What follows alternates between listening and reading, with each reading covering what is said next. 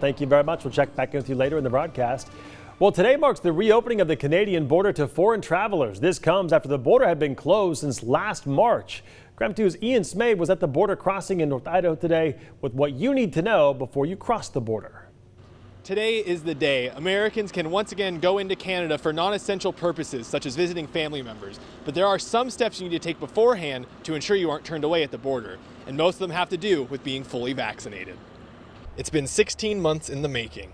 Great. My mom lives up here, so it's been a long time since we've had a chance to see her, and so it'll be nice to spend some time.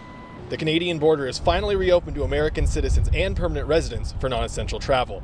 That means that if you qualify, you can now go to Canada to visit family or simply take a vacation. Well, I came up in November and quarantined for 2 weeks because she just moved from the coast to Cranbrook. But, you know, otherwise it's like my dad lives down on the coast and it's been a year and a half since we've been able to see him. So we'll see him next month. But there are some hoops to jump through. The biggest thing, you must be fully vaccinated against COVID-19 to enter Canada. That means it needs to be 2 weeks since your last dose of a COVID-19 vaccine. Luckily, all 3 vaccines approved in the United States are accepted in Canada. Next, you need to have a negative COVID-19 test from the 72 hours before your arrival, and it can't be an antigen test. Once you pass these steps, you need to show proof of vaccination through the ArriveCAN app on your phone or through the ArriveCAN website.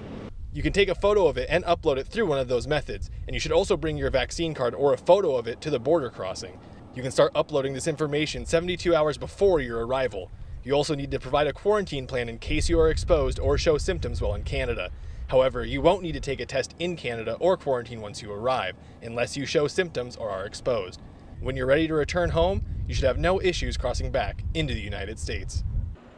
One thing to keep in mind is that the border is only reopening on the Canadian side, and that means that non-essential travel for Canadians into the United States still isn't allowed, and that's scheduled to reopen on August 21st, but that could change before then. For more information on crossing the border into Canada, go to our website at krem.com. Reporting from the United States-Canada border, Ian Smay, KREM 2 News. Ian, thank you very much.